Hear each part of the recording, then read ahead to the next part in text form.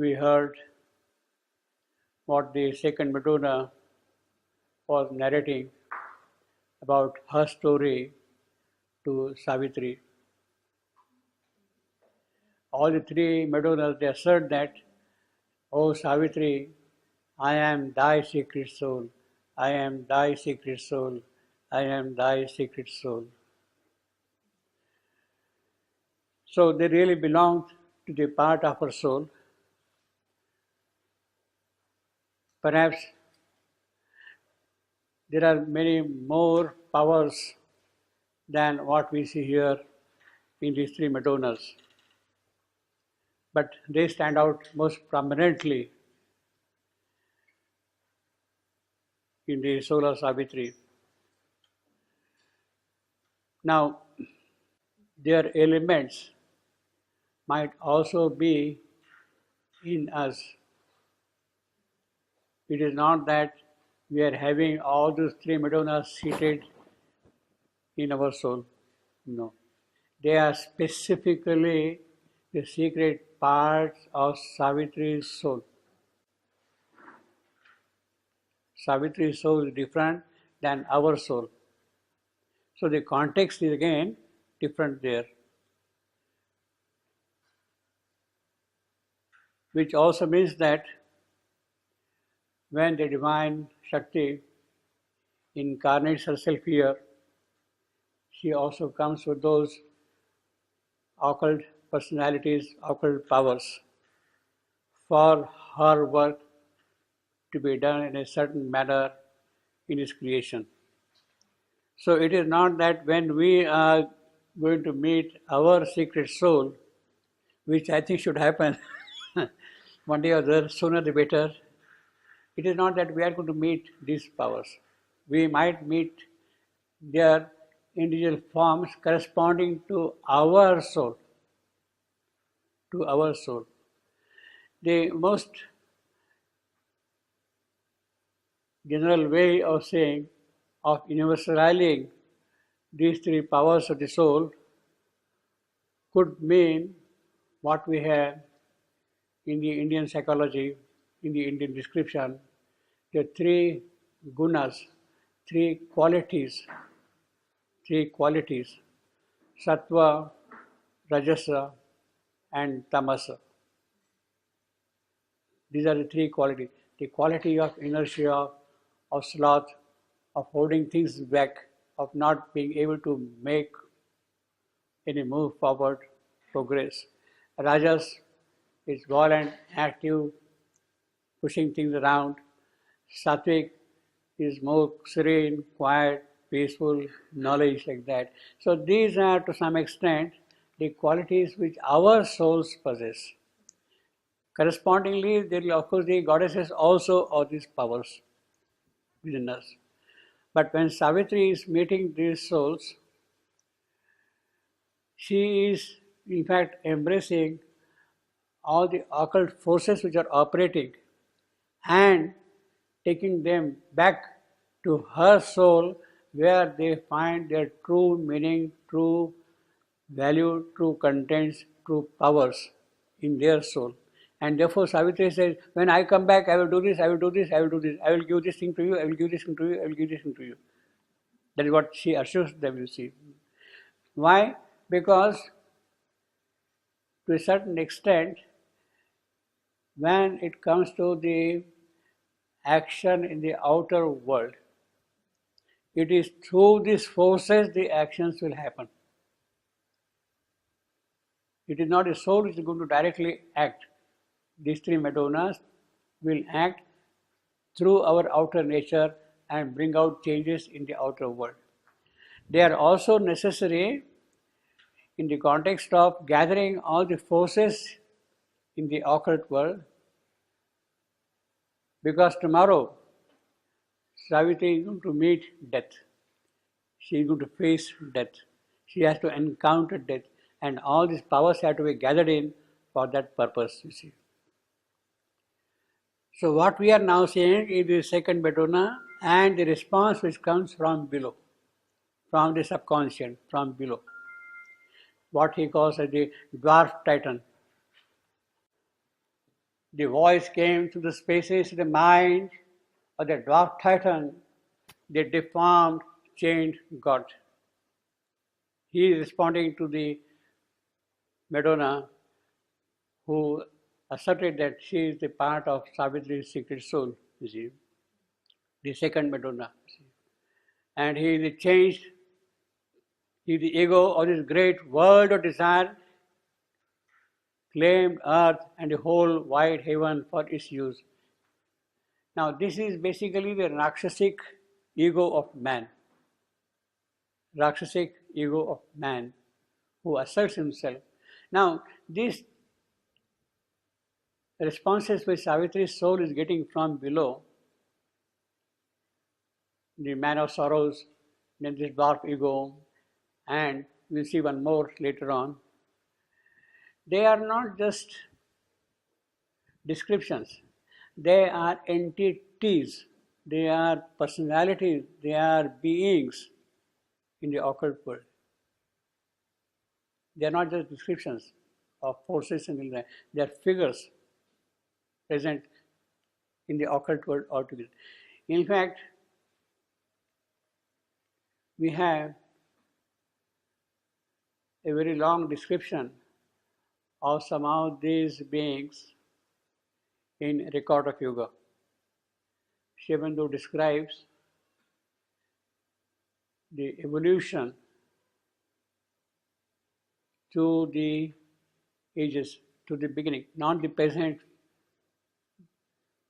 biological evolution, but the evolution of consciousness from nothing. In the Record of Yoga, you meet all kinds of beings there, and these beings belonged to other cycle of creation, not the present cycle of creation. Present cycle of creation has now moved forward considerably, you see. They belong to other cycles of creation. For instance, now you have got Rama, the avatar Rama. He actually belonged to the previous yuga, not the current cycle of creation. And there you see 10-headed Ravana, 10-headed Rakshasa, you see. Now a person with 10 heads, you chop off one head, again it comes up and sits over there. All these things were actual things in the occult world in the previous cycles. The Rakshasic forces, the vital forces could present themselves in that manner. The way, for instance, Sita was deceived by another Rakshasa, taking the form of a deer, they are capable of that.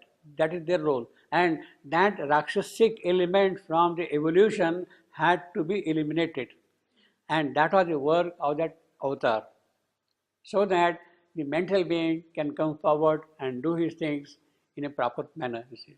Now, therefore, some of these descriptions actually belong to the previous cycles of creation, how they come and present themselves in the process of evolution.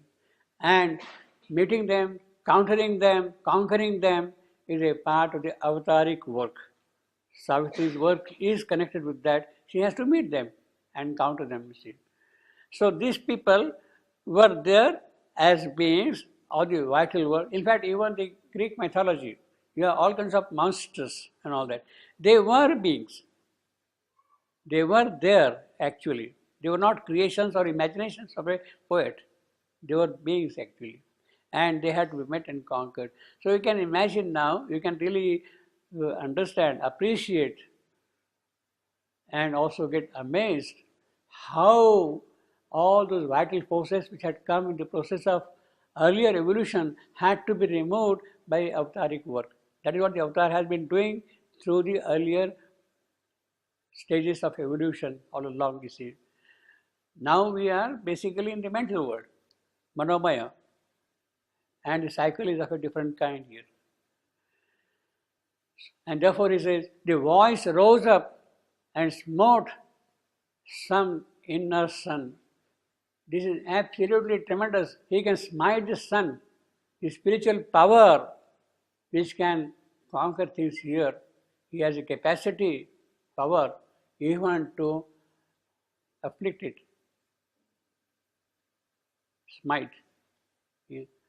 I am the heir of the forces of the earth. There you are, heir of the forces of the earth. This is what happens. This is a clear indication of these beings belonging to the earlier cycles of creation. He is the heir. Vanshaja, come up from the earlier cycles. Heir of what? Of all the earlier things which had happened there, you see. Or the forces of the earth. Slowly, I make good my right to my estate. In fact, that is what those forces did. They conquered gods, they usurped the thrones of gods, dismissed them, created havoc. That's what Ravana had done in the story. They are not just imagination, they are real things which have happened in the course of earlier evolution. You see. Slowly, I make good my right to my estate. Yes, this is my word. You want to claim it? Sorry, I am not going to give to you. I want to claim it back for myself, for ego, for vital use, for my purposes altogether. Slowly I make good my right to my estate. A growing Godhead in her divinized mud, I climb a claimant to the throne of heaven. That is what Ravana did. He conquered the kingdom of Indra also. Dismissed them, chained them, imprisoned them, these gods, you see.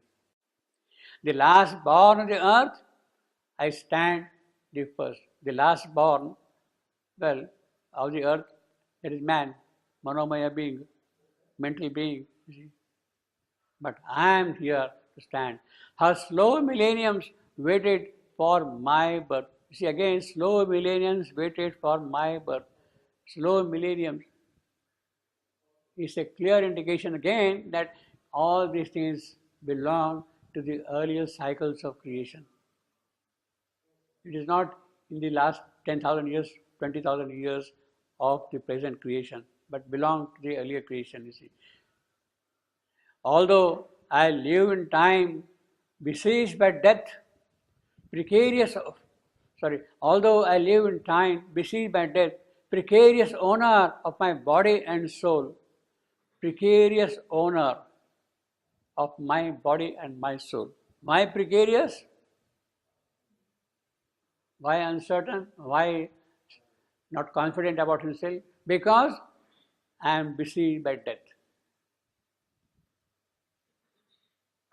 I am besieged by death. Therefore, it's precarious. Housed on a little speck amid the stars. So, after all, this whole vast creation, astronomical creation, which has no end in any direction, you look, it goes on and on and on.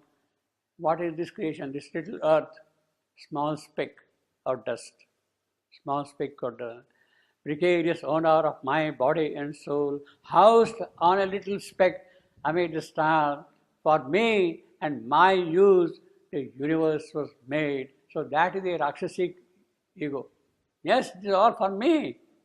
I want to possess, I want to enjoy it, I want to rule, I want to be master of this creation. Immortal spirit in the perishing clay, I am God still unevolved in human form. Yes, I will grow, I will evolve and conquer heaven. Take possession of the entire creation. It will be in my command. I will be master. Even if he is not, he becomes in me. I don't know whether you believe in God or not. Let us assume that he is not there. But then he will become in me. I will form him the way I want him to be. God will be in my shape, in my way, the way I want him to be. He becomes in me. The sun and moon are lights upon my path. So he is claiming the entire universe for his use. Air was invented for my lungs to breathe. So there you are, you see. The whole, he is possessive. He wants a condition as a wide and wall-less space for my winged chariot's wheels to cleave a road. So his chariot has wings, and it is on that he cuts the road through space, through all these activities. The sea was made for me to swim and sail.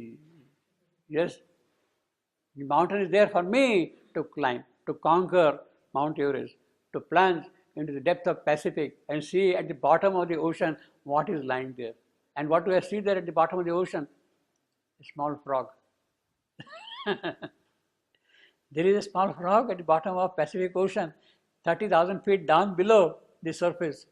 Now you can imagine the miracle or the existence of that small little creature. It can withstand the entire hydrostatic pressure of 30,000 feet water standing on his head, you see. So his skin, etc., must be really very strong to bear the pressure of that water completely, you see.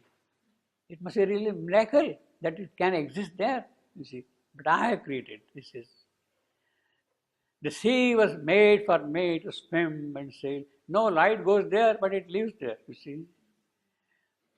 And bear my golden commerce on its back. Well, this is what is the sea for? For navigation, for doing commerce, merchandise, ships. It loves cloven with a pleasure's gliding keel. So when the keel is going, the sea breaks into two parts. Cloven, I laugh at its black stare of fate and death. The earth is my floor, the sky my living's roof. So the whole expanse is there. I live on this earth, the sky is my roof. This is all my house, this is my mansion. All was prepared through many a silent age. Again it says, many a silent age. Silent age, many. So again, you go back to the evolutionary cycle, how it happened. See, even the appearance of man must have taken 50 million years or so, we don't know, in the course of long time for this form to appear, you see. God made experiments with animal shapes. Then only when all was ready, I was born. This is the mental being, vital Purusha, who has come here. God made experiments with animal shapes. Now this is important.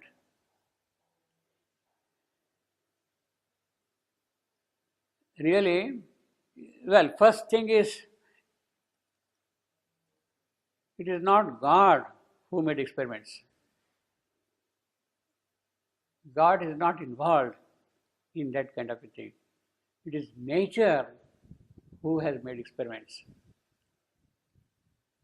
Nature, of course, works in the will of God, but it is she who does whatever she has to do. He watches, he supports, he gives force, guidance, and all that kind of thing. He doesn't do with his own hands. It is nature who does all that thing, you see. Nature. God made experiments. So it is actually, basically, it is nature who made experiments. And experiments with what? First with animal shape. Really, I mean, you can imagine dinosaurs and big, huge, the entire creation, how it went through, and they had disappeared today. They are not there. All those experiments were made so that a biological apparatus is kept ready for man to come and live.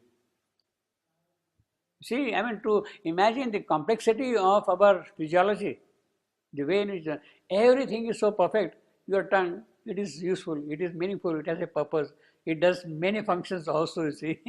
You can have a bad tongue, you can have a good tongue also. It's a filter also. Tongue is the first filter. You will take only that kind of food which is digestible to you. And the tongue will say, sorry, I don't like it. It is sour, it is hot, like that. The tongue will reject that thing. So it does many kind of things like that, you see. Everything, teeth. It really took millenniums to produce the teeth. It's a miracle the way they were prepared. Knows every organ of us that way, physiologically. So really he made experiments through all these animals, and ultimately what do you say? The 7 systems in our physiology, they are very similar to what is there in the frog. So in order to demonstrate the biological systems of a man, you dissect the frog and show all the parts of the frog, you see. So those were the experiments. And when nature felt confident, okay, now from here to here, from here to here, from here to here, and then finally here is the man. Now this is as far as the shape is concerned.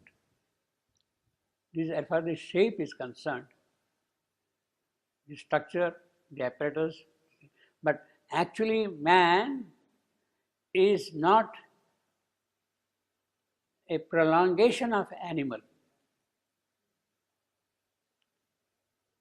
It is not a prolongation of animal. You have experimented, all right, now I am successful here, let me try now here. That kind of a thing. It is the inner being of the Manomaya Purusha, of the soul, which prepares man first, and then it is projected outside. You see. It is that way.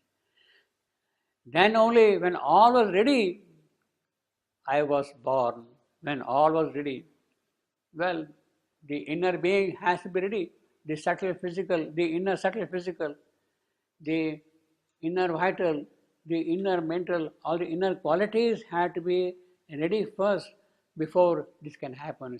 Then only when all was ready, I was born. I was born weak and small and ignorant. Lucky. Yeah.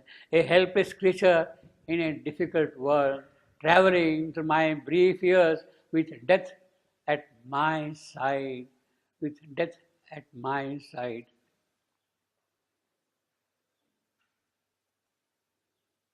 Why death at my side? It is because of death that I grow. I make progress from one type to the other type. It is death which helps me to grow, find out myself, you see, more and more of me. You see. All that is retrograde, all that is not going to promote my evolution, all that is not helpful to make spiritual advance, that is thrown back into the past by death. By death, so that it does not come in the way of your progress. So whatever is gained in the current life, in the present life, that you assimilate, that you gather in your soul, in your psychic being, and then carry that thing from birth to birth constantly. See, that is the progress, spiritual progress. So death is a mechanism, is a means, is a necessary way of keeping away what is retrograde and only accepting what is promotional, what can take you further, can advance you. See. So death with my side. So death is a helper that way, see. Something which is good. Of course, this death operates in the field of ignorance, in the field of lower nature. And in fact, he says, I have grown greater than nature because of that. You see, he says, wiser than God. Well, he's going to assert that thing. I have made real what he never dreamed. I have seized the powers and harnessed my work. I have shaped the metals and new metals made. It is true. Today's science, if you say, technology, material science is really advanced so much. All these small little things, but a miracle. Absolutely miracle, you see, today. I made all these things, you see. Even this one is a miracle, you see. I have shaped the metals and new metals made. I will make glass and raiment out of milk. Well, this has really happened also. This has really happened also. There are some reports, the way in which the tissues of plants can be used and molded and shaped. They do wonderful things like that. I make glass and raiment out of milk, make iron, velvet, water, unbreakable stone. Well, that's not a great miracle, you see.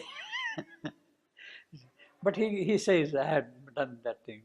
Like God in his astuce of artist skill, astuce of artist skill.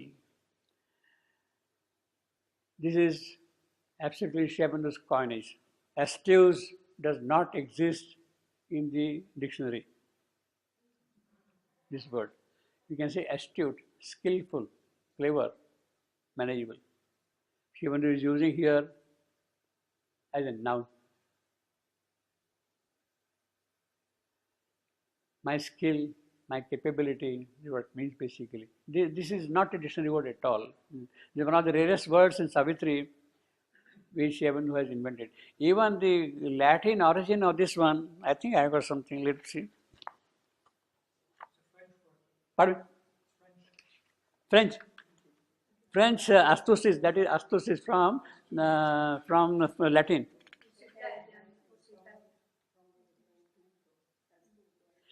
Yeah, astute, Latin, cunning, clever, crafty,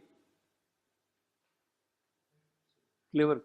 But astute, what exactly does that mean in French? Same thing. But the Latin is astucis. But does he, astute, is it a noun? It is a noun? But definitely it's not in English, you see. The closest is the Latin astucis, cunning, astus, cleverness, crafty.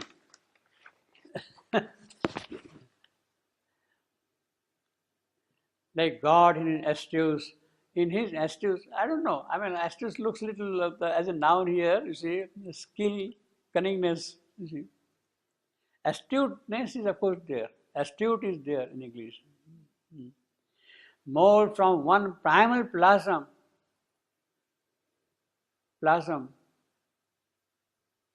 the biological matter at the lowest level. Protean, changeable. Amoeba becoming this and that, you see. All this constantly. More from one primal plasm forms. In single nature, multitudinous lives, all that imagination can conceive, in mind intangible, remote anew in matters plastic, solid and concrete. No magic can surpass my magic skill. Well, that is his confidence, which is good also to promote. It is good in a certain sense to promote all the capabilities which are present in matter which have not emerged, which have not come out. It is good. Matter is there, but matter does not know that it has all those possibilities present in it. If they can be brought out by somebody, it means that the gain is matters. It is showing how rich in its qualities and contents matter is. So in that sense, he has really brought out something wonderful from matter. But for what purpose? That is a different matter. That's a different story, you see. No magic can surpass my magic skill. There is no miracle I shall not achieve. So every miracle, in fact for me there is no miracle. It's kind of possible for me, you see. Miracle, it doesn't happen. Miracle means which happens without your knowing, without your knowledge, without your premeditation or doing certain in certain manner, you see. What God imperfect left, I will complete. Now these are the examples he has given already.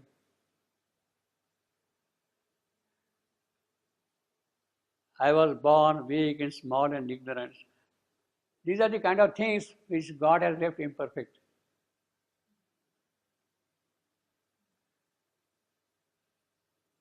And I will give them whatever is required for that. What does he mean by wiser than God? Could he be wiser than God? Wiser than God? Yeah. Because this is what I'm saying, because he says, he's asserting God has left something imperfect. I am going to change that thing. He is boasting, he is claiming God has not done many things, and it is a fact also. It is a fact also. God is doing is a different matter. but God has not done many things so far. He says basically, well, greater than nature is perfectly understandable. Wiser, I can see things far beyond what God can see. I can make all these things we are given as examples. He has given few examples of that. Well, this is very typical of the egoistic nature of man. Ego, the Titan ego. Titan ego. Is there. Well, and that Rajasic part of nature has to come out in full play. The Rakshasa, he says, "This is for me. I am all." But I thought the Rajasic ego is immortal, so why is he haunted by death also? He says, I want to claim everything for my use. Yeah, but are they immortal? They are mortal. Yeah, he is haunted by death, he says here. And I thought they are not. No, he doesn't say mortal. I am besieged by death, he says. Yes. Besieged by death, that doesn't mean mortal. No. He is immortal. Yeah. Well, you can't say immortal also, see. See, it can be dissolved. He can be devoid. Dissolved. Yeah. Okay, devoid. Yeah. He thinks Yeah. No magic can surpass my magic skill. There is no miracle I shall not achieve. What God imperfect left, I will complete. So that is the wisdom, you see. Out of a tangled mind and half-made soul. Now, he is giving the example. Why there is imperfection in God's creation? Why things are incomplete? Because everything is connected with a tangled mind and half-made soul. Because it is half-made soul, the mind is confused, is not able to remove all the strands of its approach. Things remain imperfect, incomplete. His sin and error, I will eliminate. So this is the Christian theology we have seen last time. Various kinds of sins and errors, you see. Whole list was there I had given you last time. Yeah, but the Christian never said that God made sin. Yeah. Yeah. But this is a direct reference. I will eliminate, you see. You don't, what he says is basically, look, there is sin and error, and you don't need a Christ to come to remove that. I will do it. I am there to remove. I will take care of all those things, you see. What he invented not, I shall invent. He was the first creator. I am the last.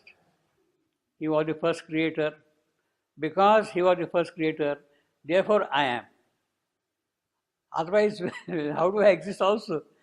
He managed, okay, he became the first, he produced me. Now I don't need him, push him out. In fact, that is exactly what happened, no? In the Greek mythology, the Titans fighting against the Olympians. See, that kind of thing. Ultimately, of course, the Olympians won, but this is the assertion of the Titans, you see. He is a God Titan, you see. I am the last. I have found the atom from which he built the world. Now, he is not an atomic scientist of any mean order.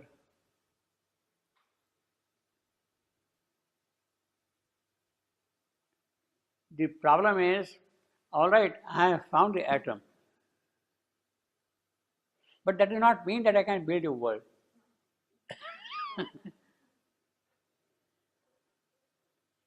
I should know the process by which the world can be made. How to combine atoms, how to bring all them together and manipulate and all that thing, so that I can bring a world, build a world, you see. I have found the atoms from which he built the world. In other words, I have got now in my possession even the knowledge of the process by which things can be done. You see, genetic engineering is a big science now because of that. It tells you how things happen. Still, the knowledge of why those things happen, we don't know. The process we don't know. Process we may know, but not the thing behind those processes. Last time I had given the example, in fact that is the example from the life divine itself. You have hydrogen and oxygen combined together, you produce water. Now the question is, hydrogen has one type of property, oxygen has another type of property, and water has absolutely another type of property. So how the combination of these two properties produce a third property which is not common to the ingredients from which it is built? That we don't know at all. See, you take the simple example of a banana.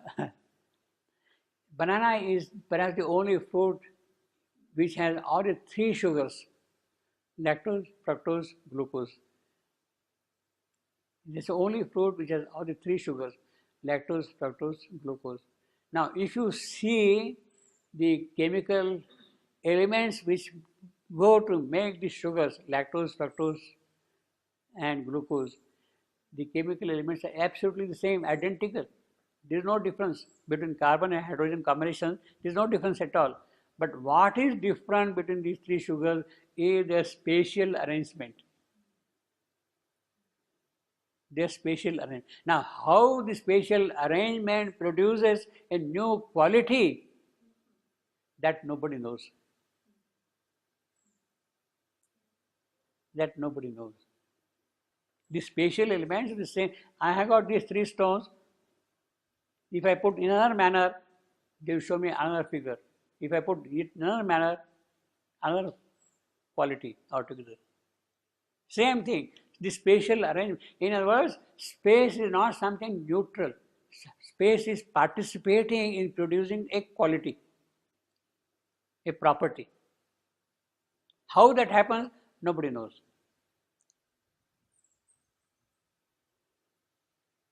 Same examples, you have got 5 fingers. All the fingers are consisting of only electrons, protons and neutrons. But the properties of these fingers are different. Some impressions are different. How it happens, that nobody knows. But you say, I have found the atoms from which he built the first tremendous cosmic energy mission shall live to slay my enemy kin. Expunge a nation or abolish a race.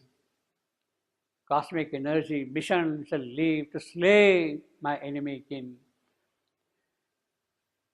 This is a picture of World War II.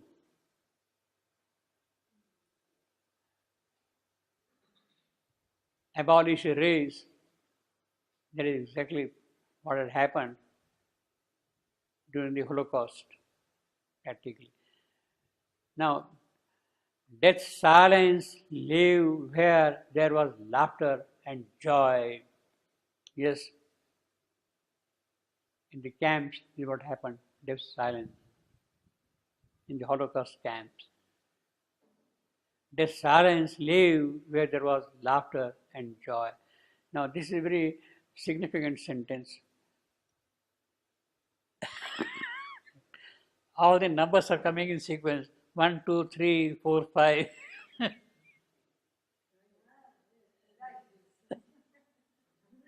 Yeah. This is the only occurrence in Savitri, of course, where all the numbers are coming absolutely in sequence. 1, 2, 3, 4, 5. But of course, this is not his miracle. This is not that I have found his atoms. This is the occult thing which happens in its own manner in the yogi's way of doing things. It happens, you see. You know, the mother story, you know, she wanted a certain amount of money, so she would put her hand in the bag, pick up some coins, and exactly the same amount would come out, you see. See. Or the fissured invisible shall spend God's force, fissured. This is what we saw last. The riven, invisible atoms, omnipotent force, fissured, broken, split. 1945. This line was written in 1945. Huh? So this has a certain historical basis. In 1945, the line was written a little after 1945, and the atom bomb was the fissured, invisible force.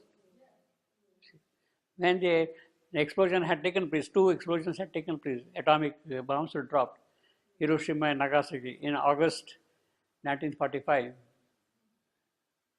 To extend my comforts and expand my wealth, to speed my car, which now the lightnings drive, and turn the engines of my miracle. Now he says here, my car, which now the lightnings drive. Earlier it was a winged chariot, but now the lightnings are driving this car, you see. And turn the engines of my miracle. I will make this means of sorcery from his hands. I will take his means of sorcery from his hand and do with them greater wonder than his best.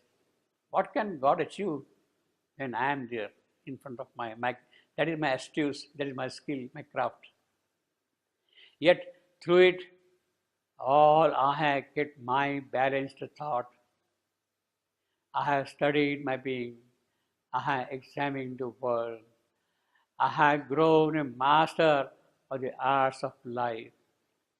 He's becoming a little sober now.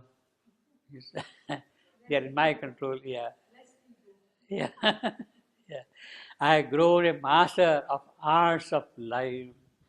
I have tamed the wild beast, trained to be my friend. Yeah, this is what man has done, tamed the wild beast. The wolf has become a faithful dog in our house, you see, in the course of time. Horses, cows, they become domestic animals, cats. He guards my house, looks up, waiting my will. Yeah, the pet will do, he will look after my house, look at my what I want, he will know and serve me. I had taught my kind to serve and to obey. My kind, those who are similar to me, of my nature. I help them. They serve me and they obey me.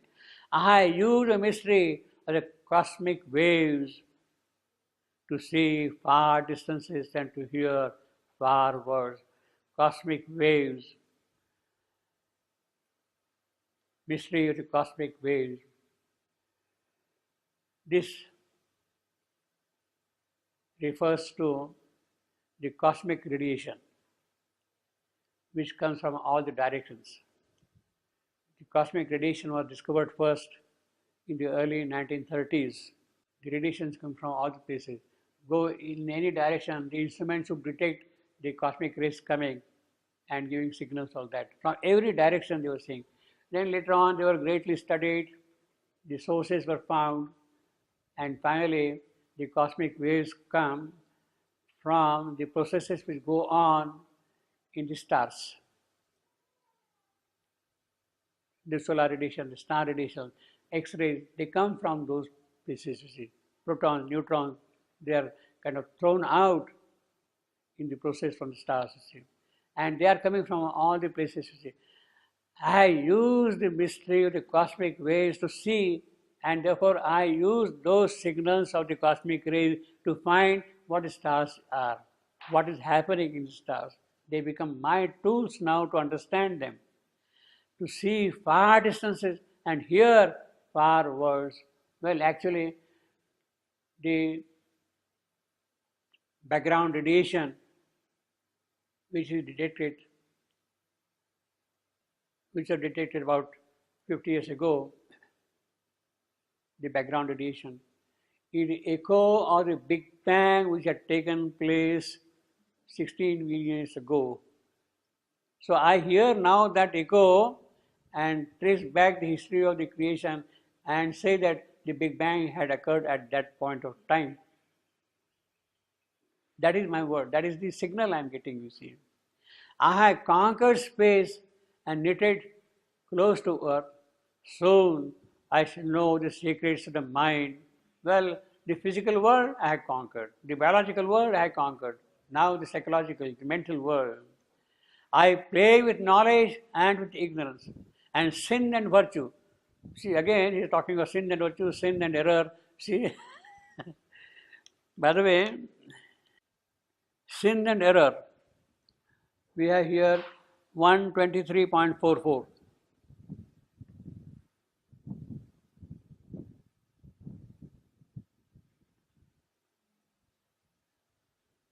What we have got here.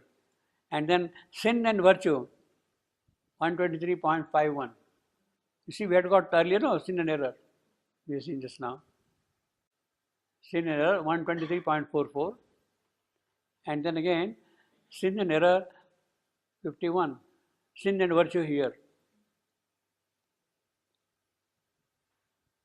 We will have sin and error again in the next section.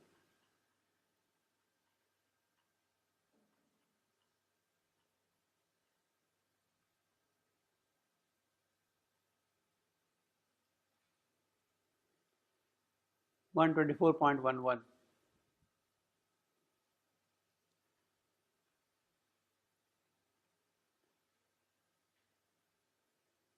Now, this gentleman is saying that sin and error, I don't need Christ to remove them. I will remove them. Don't bother. I will take care of that. You see. I will take it. I will eliminate. These are my inventions. Sin and error are stepping stones. I use them for a purpose and I will use them to be alive. Actually, one has to really study in closer detail the references to the Christian theology, sin and virtue, sin and error, what it really means in the context here, you see.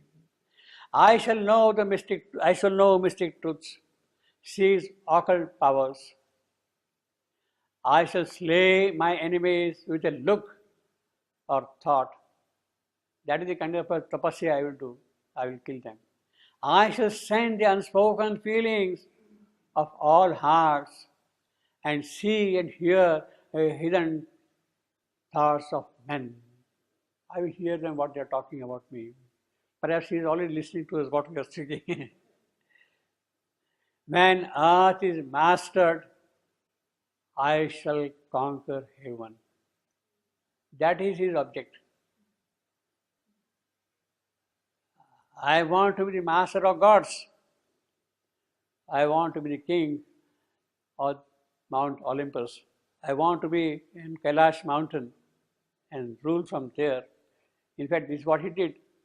He shook the entire Kailash mountain and all the gods got shaken up. That is it. The gods shall be my heirs or menial foe, till my servants. They will do all lowly jobs for me at my command. This is exactly what Ravana did. They were chained by him and they did what he wanted them to do. No wish I harbor unfulfilled shall die. We should be always so. Omnipotence and omniscience shall be mine.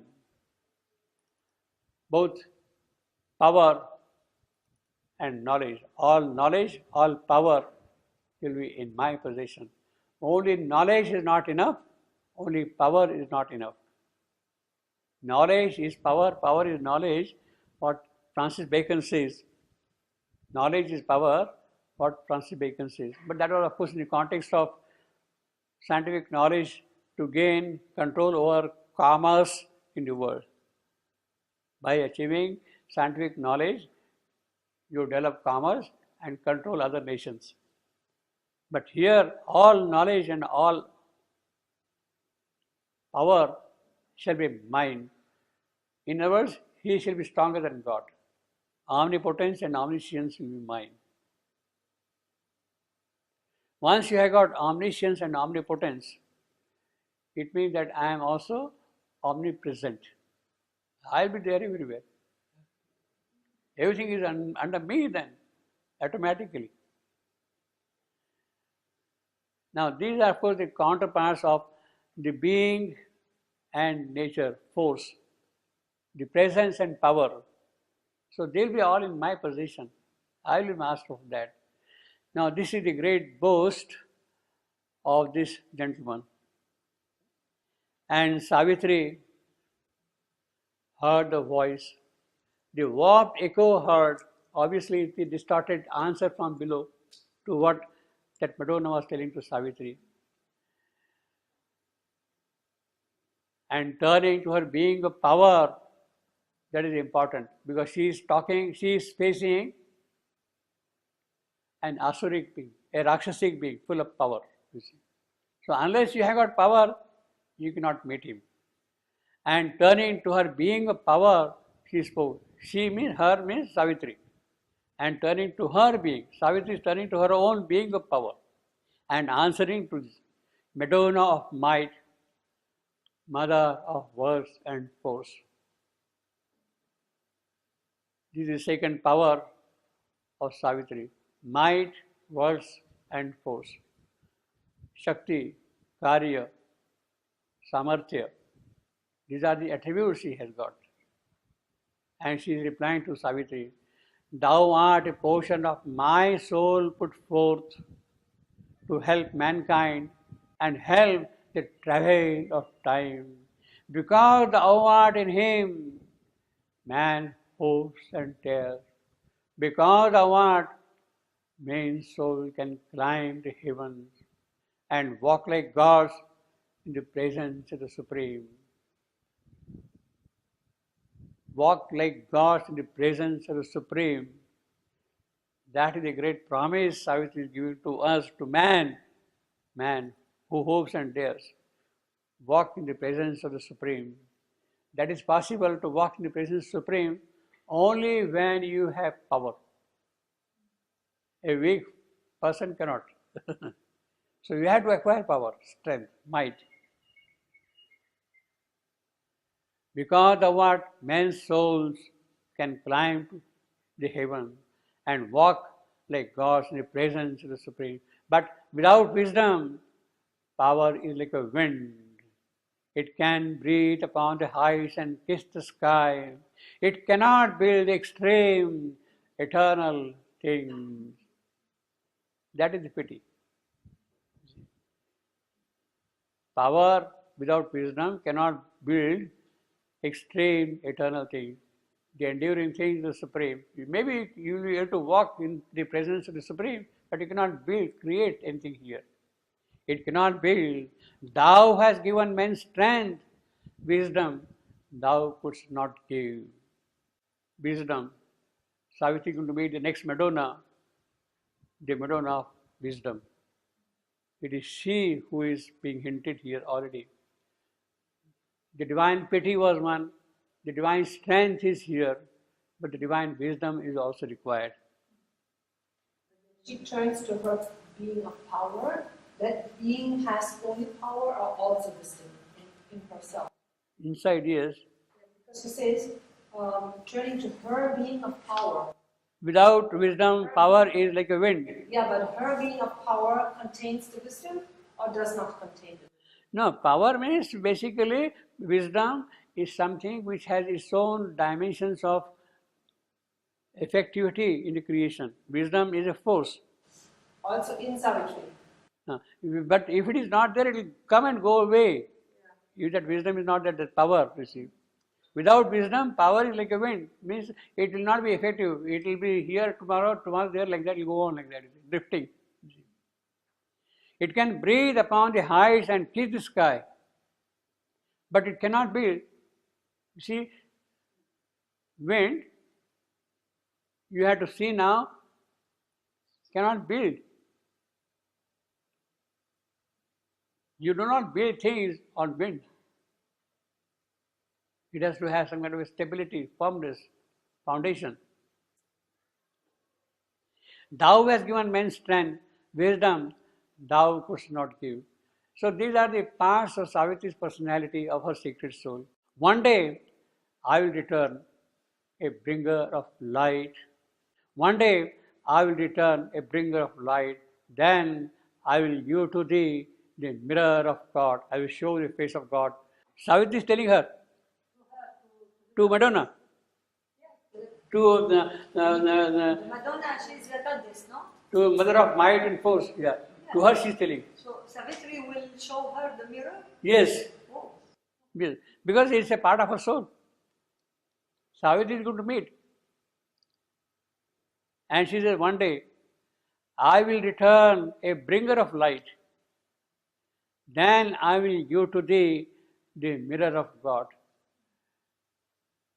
I will give, I will return.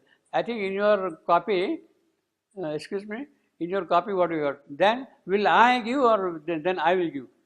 Then will I give to you. It's reverse. Then will I give to you. Here, one day I will return. One day, then will I give? It's like that, no? So that is not, see, that inversion, I don't know why. Yeah, that inversion is not there, should not be there in fact. It unnecessarily brings a kind of a little artificial element. One day I will return, then I will, see, then will I give, that inversion rather weakens the whole argument, you see. Then I will give to thee the mirror of God. Thou shalt see self and world as by him they are seen. It is through the look of God that you will see the world and yourself and everything around you. See. The way the God looks at this creation, it is in that way you will see this creation when I come back and give you wisdom. Actually, she talks of the transformation to him. Not necessarily, no. You have to see the world first the way God is. See. She is not talking about transformation at all here. She simply says, I will give you wisdom.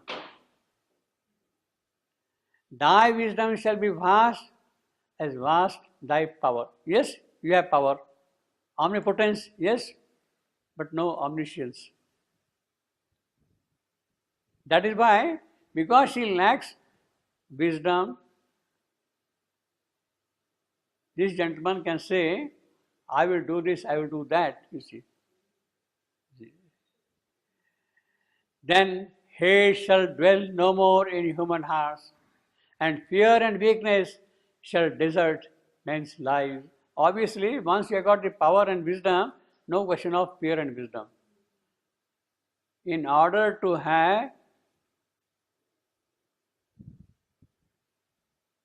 fearlessness, you have to be wise also, not just power. Shall desert men's heart. The cry of the ego shall be hushed within. Its lion roar that claim the world as food, all shall be might and bliss and happy force. So when I come back, I will give Shakti, Samarthya, I will give Ananda bliss, I will give force when I come back. So this is the assurance Savitri is giving. Now, these qualities will come back to them when? When she will come back? Savitri says, when I come back, no. One day I will return. But madam, when are you going to return? It doesn't give a date. It does not give a date. Not immediately. Huh? Means after conquering the death, she That's right. Yes. After discovering the soul first, without that, I'm sorry I can't.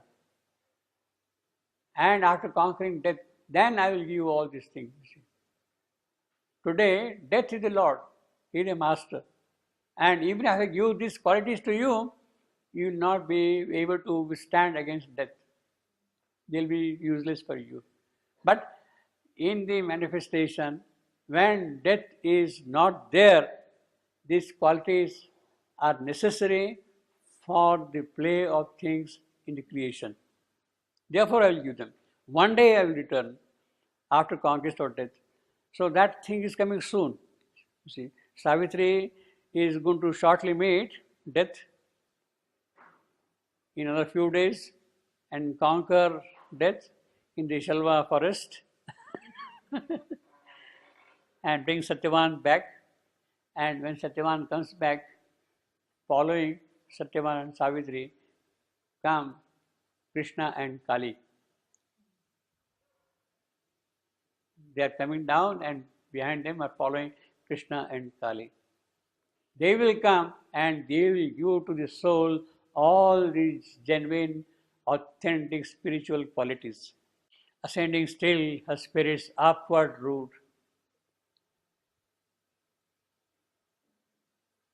As I told you last time, it is a climb upward in the inner world. In the subliminal, she is going step by step above. First, from the Madonna of pity and sorrow and suffering, all that.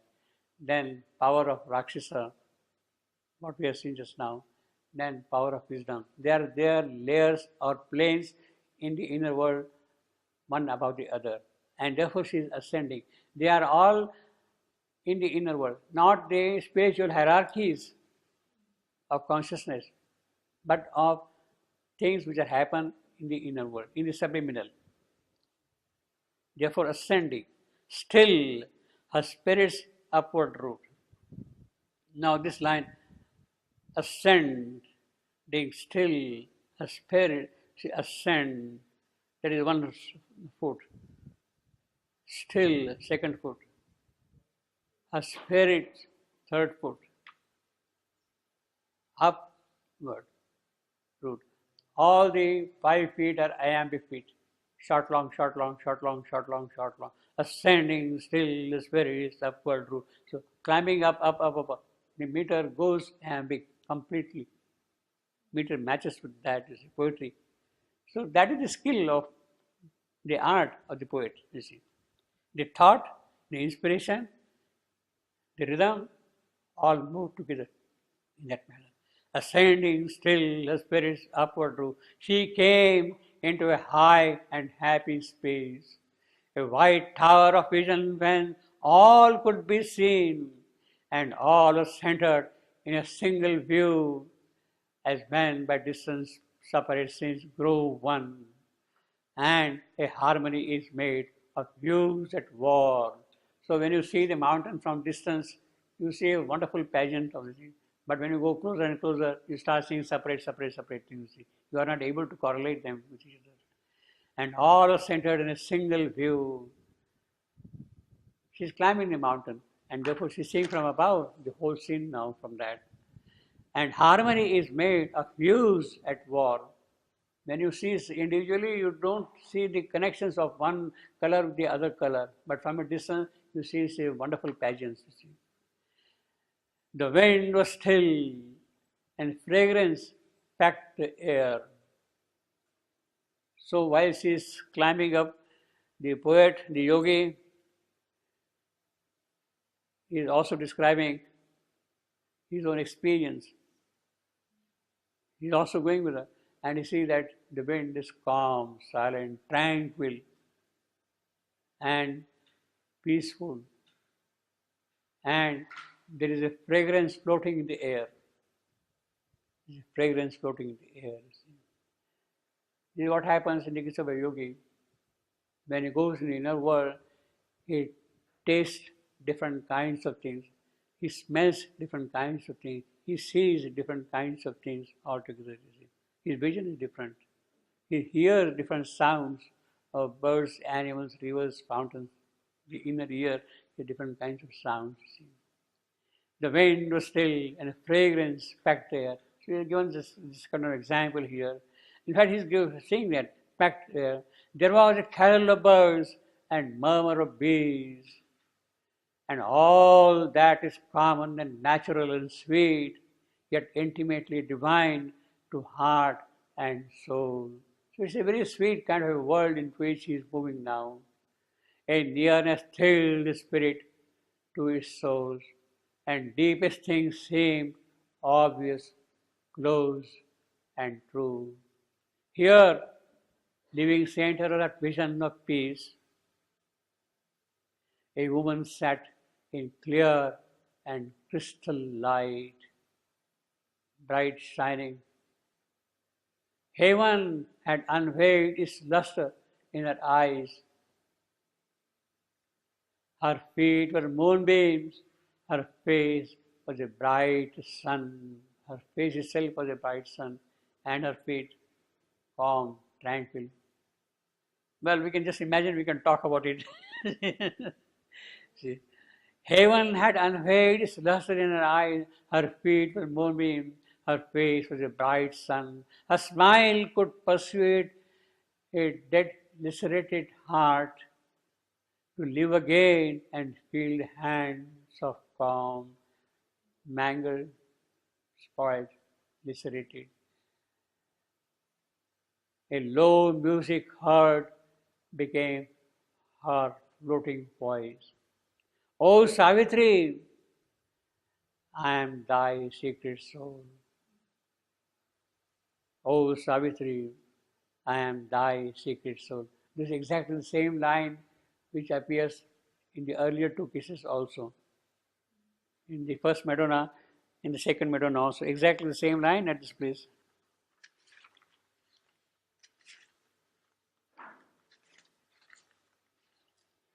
One 22.6.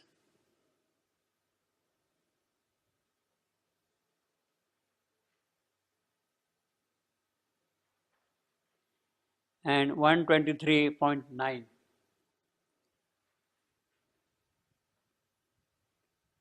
This is of course 124.6.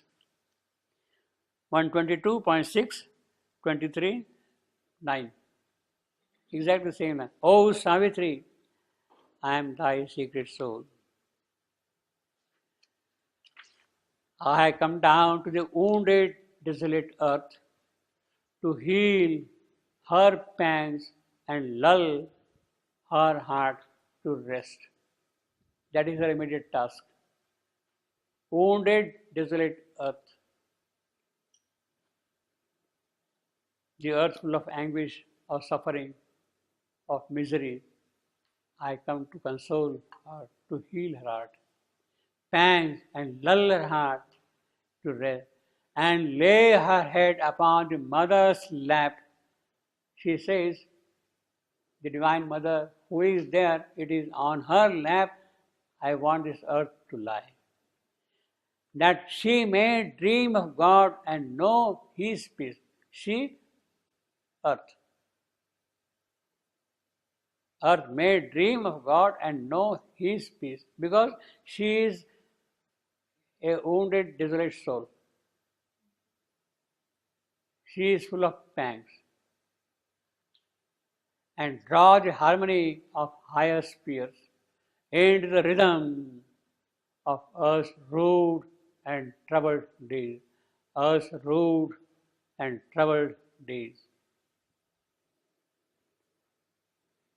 Here she speaks of rude and troubled, rough, uneven, troubled, full of turmoil, anguish, quarrel, all these things.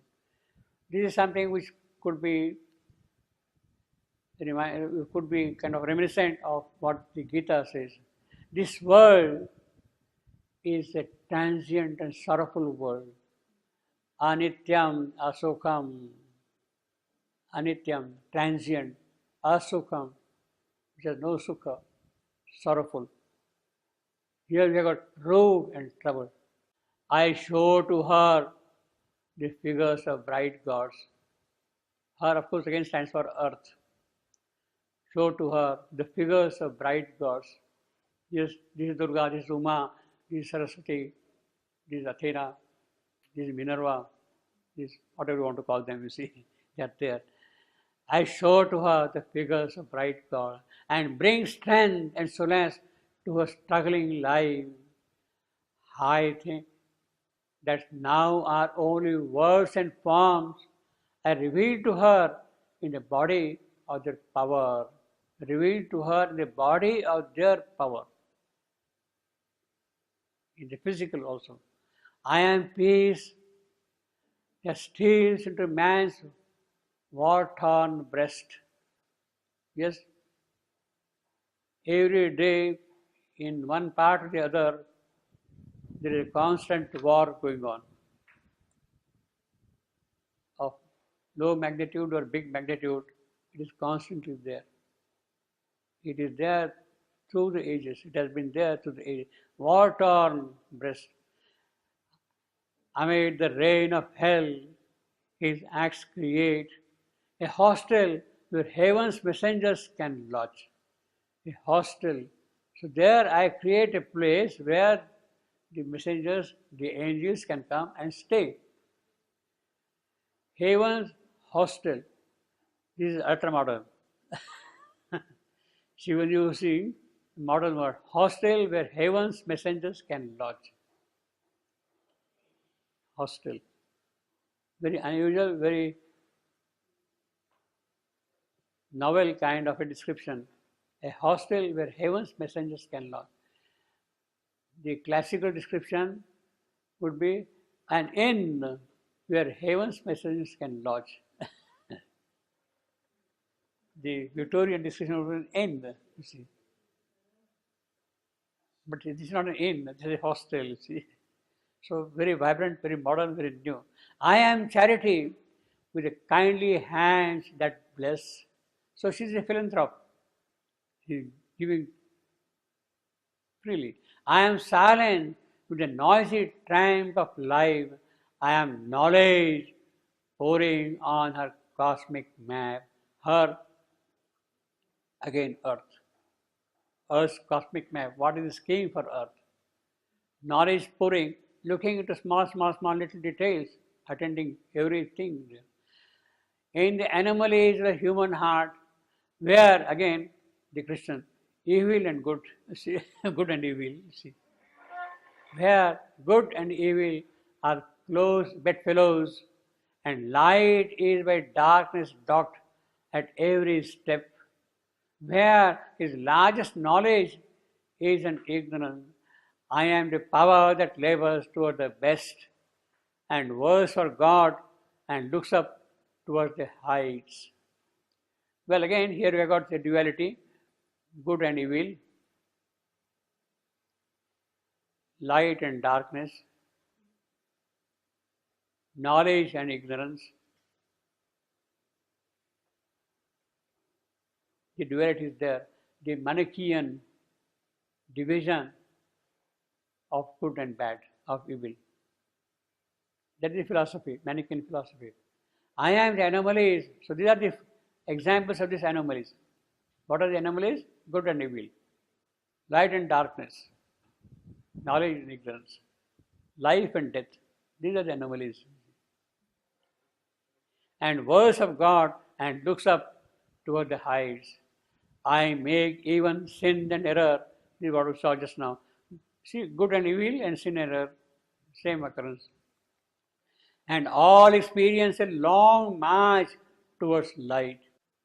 So actually what is the good and what is the evil? They are not ethical aspects. They are not ethical in values. Good is that which promotes your spiritual progress, which takes you closer to the divine. That is the only good. What is evil? Which draws you away from the divine, which pulls you back. It is that which is evil. Same thing applies for sin and error. What is sin? That which takes you away from the path of the divine.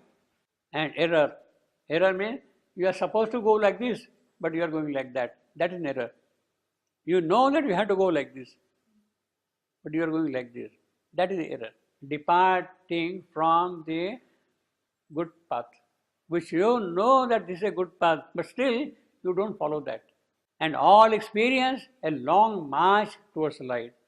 Out of the inconscient I build consciousness. Now she is telling her long story. There was nothing here in conscience, and out of that slowly, through ages and ages and ages, the cycles after cycles, I have been building up and doing things, and consciousness has appeared in the total void and lead through death to reach immortal life. Through death to immortal life. Again, she is asserting it, as long as I am in this lower part, I take the help of death to move towards immortality. Death, in that sense, is a helper for me to move towards immortality. As long as I am here in the field of ignorance, death is a helper to me, because death is something which will kind of take away what is not progressive, what has been assimilated by the soul. It is that which is retained, and in the next birth you make your next life that thing as your foundation and build up, build up, build up. So in that sense, death helps you. Otherwise it will keep on constantly troubling you. Many are God's forms by which He grows in man. He is a hero, he is a philosopher, he is a thinker, he is a merchant, he is a farmer, every kind of it. He is an engineer, everything is there for him, you see. Many are God's forms by which He grows in man. They stamp His thoughts and deeds with divinity. In fact, everything can become of divine. If an artist, I bring the divine touch. If I am a hero warrior, I bring divine strength in my work. If I am a thinker, I bring the real idea in my expression. That is the divinity I bring here. Uplift the stature of the human clay, or slowly transmute it into heaven's gold. Transmute it. So I am the alchemist, changing the base material into noble. What is degenerate, I make it pure and refined. That is the transmutation. Heaven's gold, base turning sloth into gold. He is the good for which men fight and die. I hope we do that, but but rarely it happens, you see. He is the good for which men fight and die. But we fight and die, he is a good, you see, because yes, my Brahma is good, yes, my Allah is good, yes, my Father is good. You see, we keep on fighting against that and die for that, you see. He is the good for which men fight and die. He is the war of right which tighten wrong. He is the freedom rising deathless from her fire. He is valor guarding still the desperate path. He is the valor guarding still the desperate path. Bravery, which does not count on any danger. Valor. It doesn't see any risk at all, any peril at all. I have to fight, I will fight. What are the consequences? I don't care. This is exactly the example we have. Valor guarding the path. In fact, the reference is to Baji Prabhu, the historical character Baji Prabhu. Baji Prabhu was a hero, and his master Shivaji was being chased by the enemy with large force, and Shivaji had to reach the fort for safety because he was having a small battalion only with him. He could not fight the invading enemy. So he had to rush to the fort in time before the enemy would catch. Now this Baji Prabhu, he stands at the difficult pass, a narrow passage through which the army has to go. There is a mountain on this side, there is another mountain here, and a small little pass is there. Through that pass, the enemy army has to go, you see. Baji Prabhu with a few soldiers, maybe 100 or so, he stands there with a sword in his hand and stops them, kills them, the enemy forces. And he had promised to his master that I will protect this pass till I hear the sound of the gun from the fort, that you have arrived safely in the fort. How do I know that you have arrived this fort safely? You will sound the gun on the fort. When I hear the sound of the gun, then I'll be free if I have to die. Until then, I will keep on fighting. That was Baji Prabhu's valor to save, to protect the past, what we call kinder, in Marathi, past, desperate past. So he was guarding that past there, Baji Prabhu, with a few people in his hand. Ultimately, the enemy's sword was pushed into his heart and he collapsed. But he still kept on fighting till he wanted to hear the sound of the gun. And when he heard the sound of the gun, he felt relieved, and then he left the body at that point. In the body. So I am that valor. Where from the strength has come? It is that cause for which I was fighting. I was fighting for a cause. Actually, this was a most crucial event in the history, in the sense that had Shivaji been captured at that point of time by the invading enemies, then the whole of Maharashtra, that region, would have been converted into Mohammedanism. That was the safety of that thing. Protect the Hindu religion for which he was fighting, the values for which he was fighting. He was protecting for that. And had it not been so, the whole thing would have become a Muslim world, the entire region. So, from the point of view of history, it is an extremely crucial element, event also, see. And that divine valor comes there. He is the valor, he is valor. You see, he is personifying valor. He is a person, valor. Guarding still the desperate past, or lone and direct on the shattered barricade, or a sentinel in the dangerous echoing night. He, the crown of the martyr, burned in flame, and the glad resignation of the saint, and courage indifferent to the wounds of time, and hero's might wrestling with death and fate. He is wisdom incarnate on glorious throne.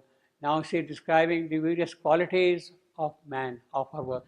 We have got here good and evil constantly. She is tracing all the way from inconscient, how the consciousness was built, and coming, first thing is valor. The second thing is wisdom.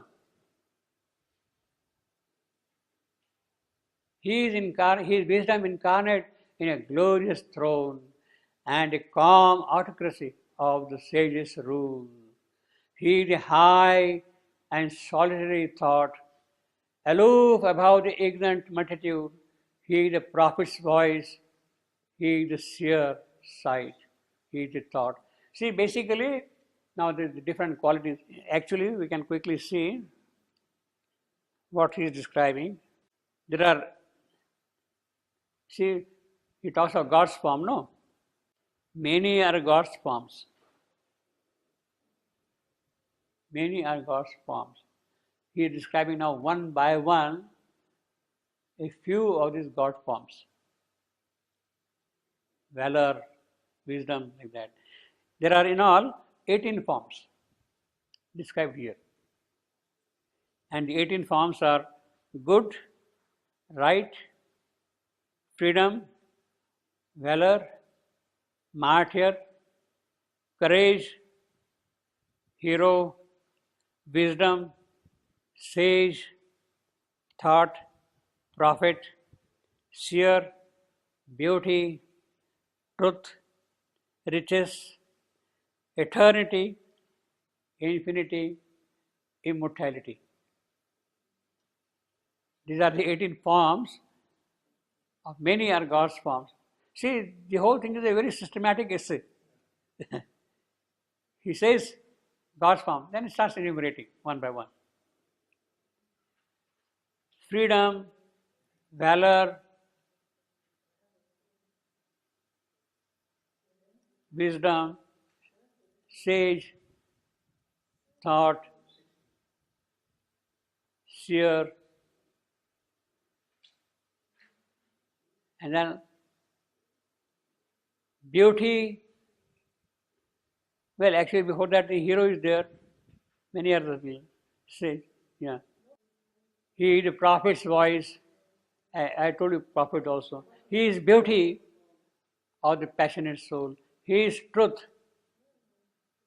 He is the richest of the spiritual vast, poured out in healing streams of indigent life. He is eternity. He is infinity. He is immortality. Immortality in the arms of death.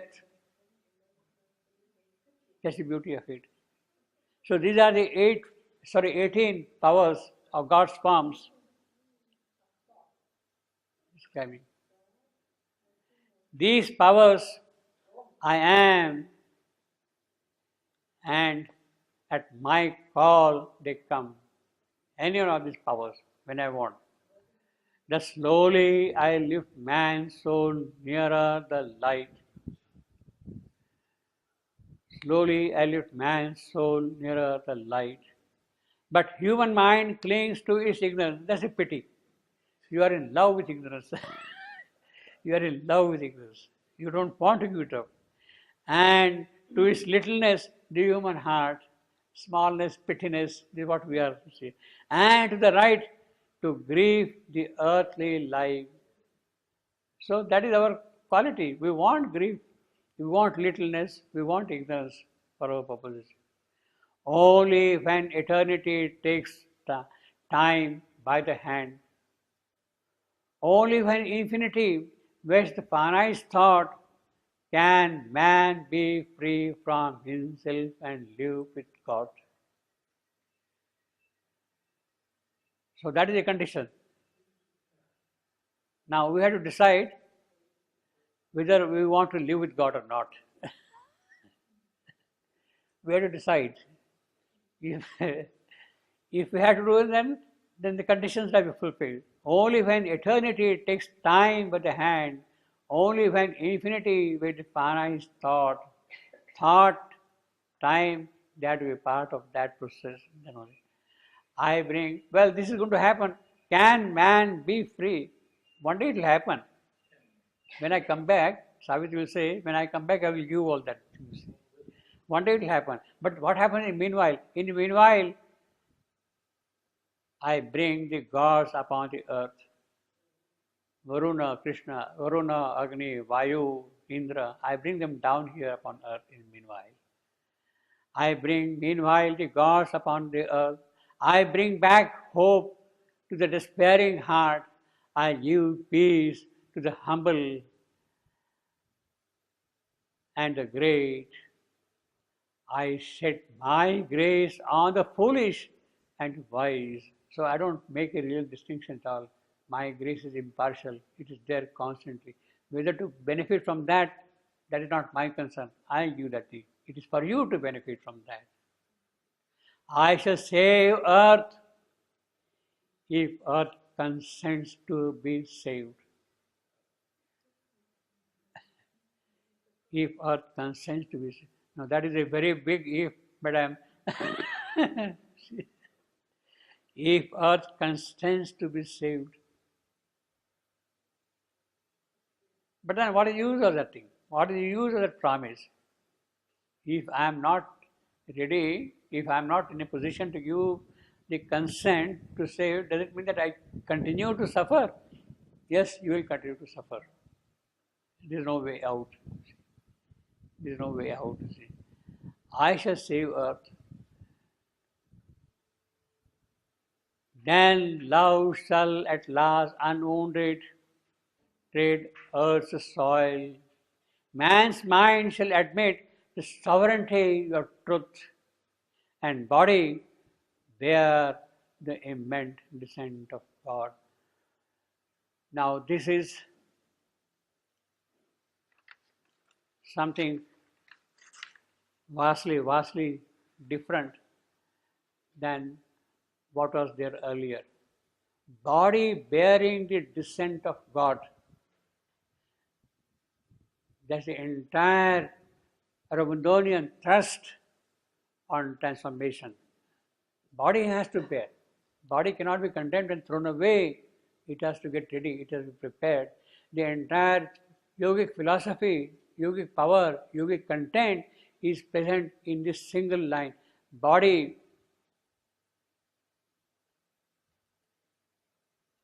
bear the immense descent of God.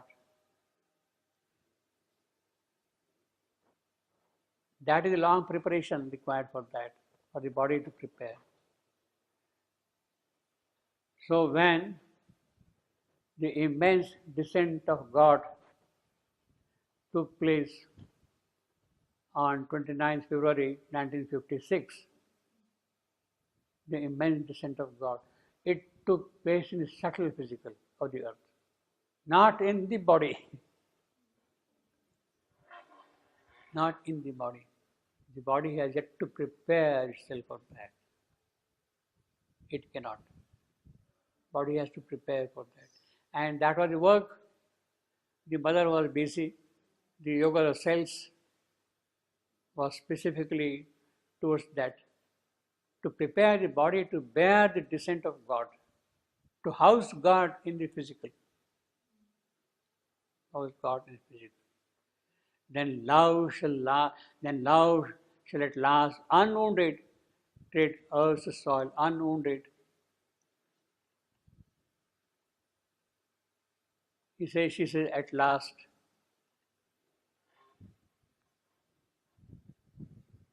Love wanted to come down in 1946 itself. But then things were not ready. Things were not ready for her to come down. Had she come down, she would have been wounded. She would not have been able to walk unwounded upon the earth's soil. She would not have been able to walk unwounded. So she withdrew. She went back. She went back. And then when this was seen, Sri Aurobindo had to change his entire strategy of yogic work. Love can come down only when first the supermind is established here upon earth. Then only the divine love can come and walk unwounded. Without the descent of supermind, love cannot walk unwounded upon the earth. So the entire yogic strategy changed with that.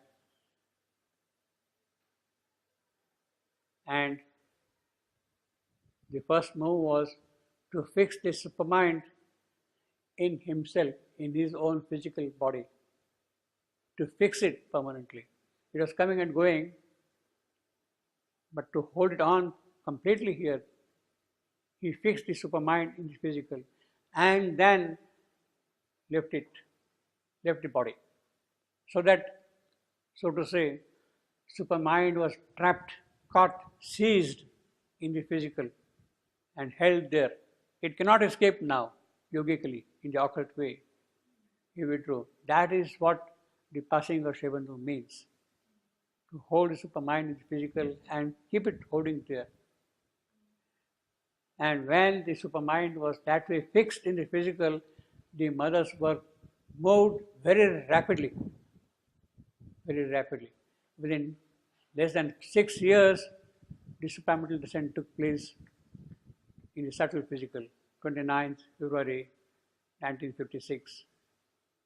In less than 6 years, it happened. And then The whole course was different from that point.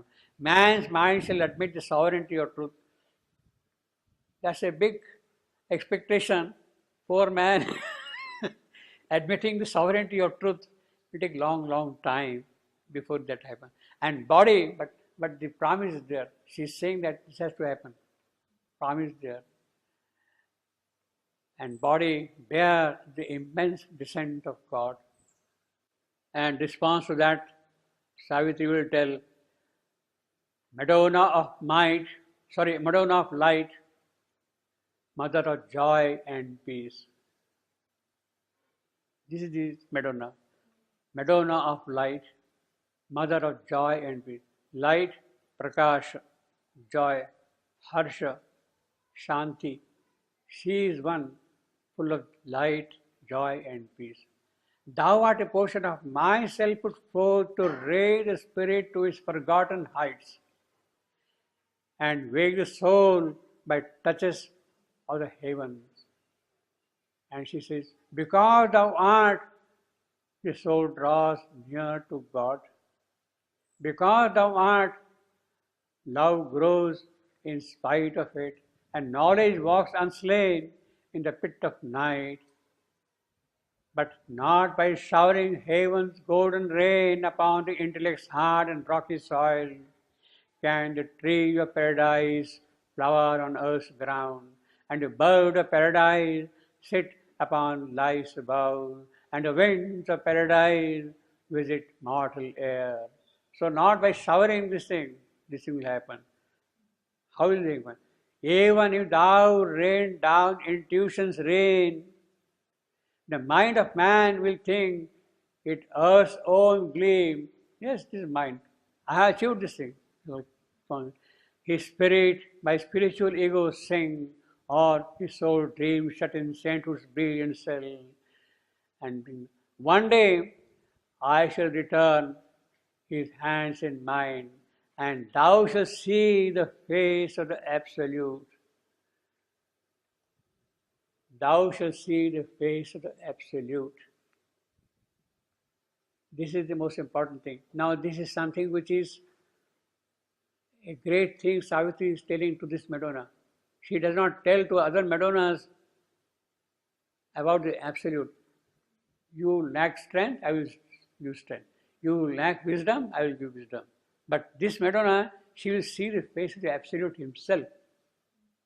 That is her greatness.